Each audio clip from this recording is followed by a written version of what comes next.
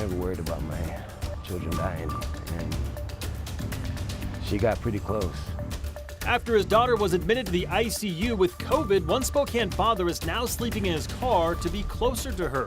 We'll hear from him about the emotional journey he and his family have endured. In weather, we are tracking rain headed our way late this evening and in the early overnight hours. It's going to get chilly overnight as well. We'll look for a mild day on Friday and again on Saturday and Sunday. All your forecast details coming up. Governor Jay Inslee's vaccine mandate deadline quickly approaching. That means thousands of state and frontline workers need to be fully vaccinated.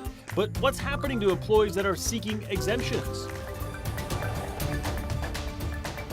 Good evening and thank you for joining us for KREM2 News at 5 tonight. I'm Mark Hanrahan. And I'm Tom Sherry. Whitney is on assignment this evening. Well, this week, a Moses Lake family watched their daughter fight for her life in the ICU. So what caused this brush with death? It was an after effect of COVID-19. Nicole Hernandez talked to the family about how scary the past few days have been for them. She is live at Sacred Heart tonight with what they had to say. Good evening, Nicole. Yeah, good evening, guys. So you can see Sacred Heart right behind me here, but I had to meet the Rowe family dad outside of the hospital right here where I'm standing because he's actually not allowed inside because of COVID-19 restrictions. Only one parent is allowed inside. So while they were going through this, he was out here sleeping in his car, only staying in touch via phone and video chat. So I want to give you a look here. This is his daughter. This is Harmony Rowe. Super sweet. This is her in the hospital. I'll give you a look right here. She's actually in this hospital right behind me. She's the third row up just on the left side there, recovering from MIS-C. Just outside Sacred Heart Hospital, Robbie Rowe calls his family. Hi. How's Harmony doing?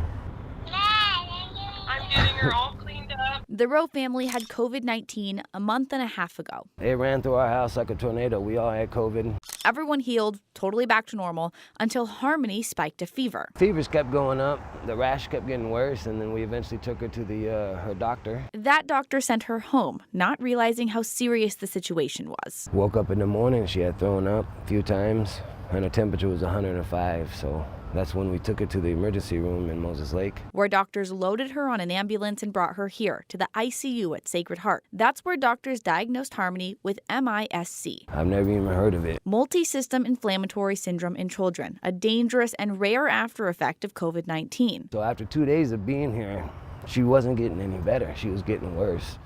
We're feeling really sick. Robbie said it was a roller coaster of emotions. It's very scary. I've never worried about my children dying, and she got pretty close. It's been horrible. Absolutely horrible, and probably, I'd say, up there to the worst events of my life, seeing my child sick.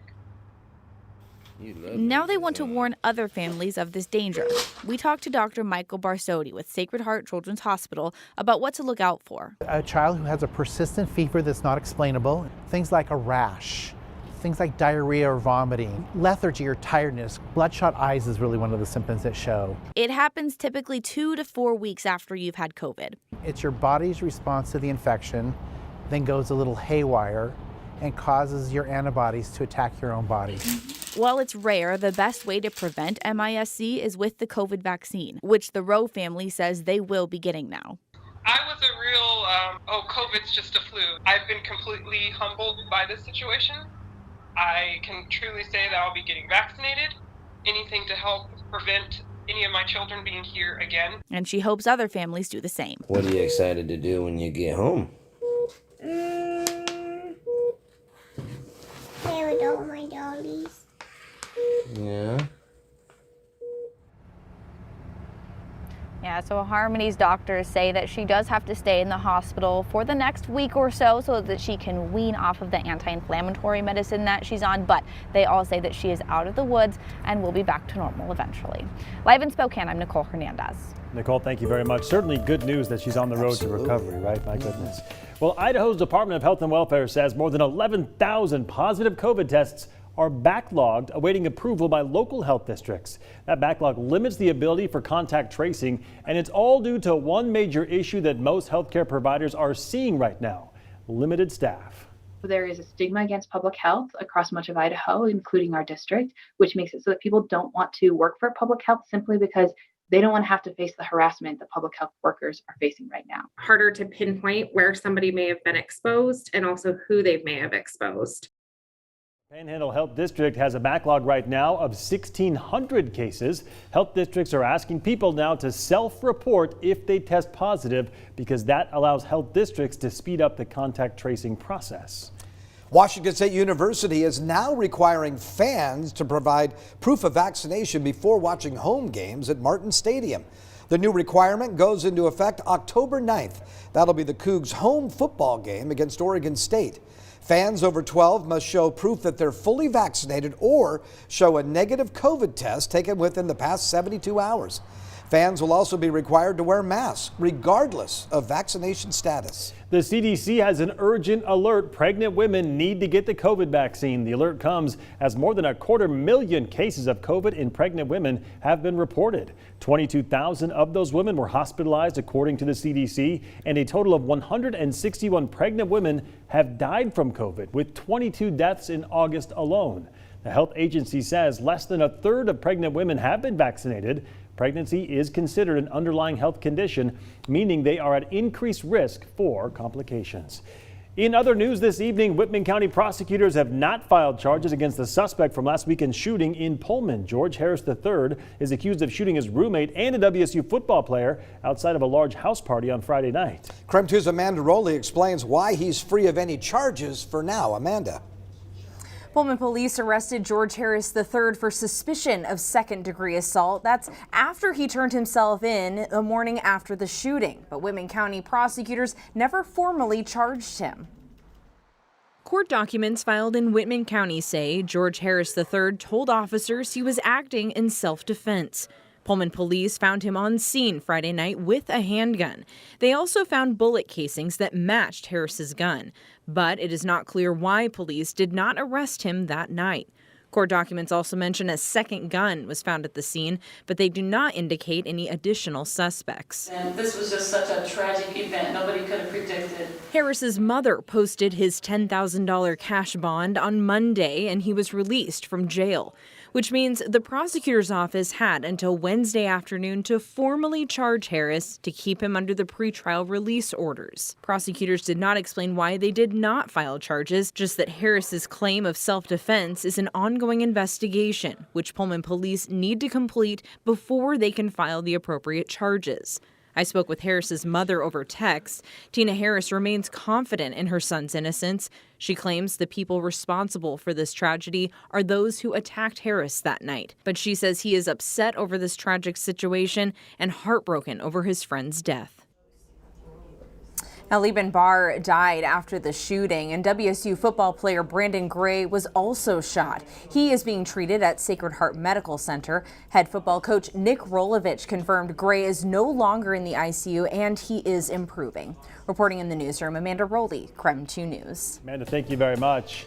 New tonight, the Washington Department of Corrections has ended solitary confinement in state prisons. The DOC said solitary confinement stopped statewide on September 13th. The state says they are following data that show that isolation can have long-term effects on inmates' mental and physical health that can rather affect their ability to re-enter their communities outside of prison. Governor Jay Inslee applauded the decision as the department making more humane choices when it comes to incarceration and rehabilitation. All right, taking a break from the headlines for a bit. Tom, it is Friday Eve. Yes. We saw a bounce back in temperatures a bit today. Pretty nice out there today. 72, I think, is what we saw today, right? At least in my house. Yeah. Loved it. We'll see again temperatures in the 70s by Sunday and next week. Right now we're at 71 degrees, as you can see. Lots of cloud cover coming in. That's because we've got rain that will develop later tonight. It's already raining in areas of central Washington now and in northeastern Washington. Came down in sheets of rain across the Cascades earlier today. So the day planner forecast calling for rain later this evening and at times overnight with a low of 46. Tomorrow should be dry. We'll start off with low clouds and fog. Should get some clearing by the afternoon. We'll shoot for a daytime high of 66 degrees. And then for Saturday, I'm pumping it up to 69. We'll look for partly cloudy skies and a bit warmer on Sunday with a daytime high of 70. I'll check the rest of that 7-day outlook coming up in just a couple of minutes. Looking forward to that, Tom. In the meantime, our Whitney Ward has been on assignment for the last couple of days. She was in Moses Lake visiting an ICU overwhelmed with COVID patients. That story will air tomorrow night right here on KREM2, but tonight she is giving us a sneak peek. It's like you're falling down a well and there's no place to grab a hold of. I think that they're just getting more and more kind of tired and maybe a little bit frustration. What do you think is fueling some of that frustration? The fact that every day they come to work and it's just as demanding as it was the day before. And then we have people in our community doubting our abilities, our word, and that we are somehow deceiving them about what's really happening inside these walls. Were you worried coming to the hospital? Yes. What did you worry about? That it was going to keep getting worse and worse, and I'm going to be one of those that they flip-flop and it ain't going to work and I'm going to die. So make sure to join us right here on KREM2 News at 6 tonight. Wow. Well, Washington's vaccine mandate deadline is quickly approaching. And now thousands of state and frontline workers are seeking exemptions. How it's going to impact our frontline workers coming up next.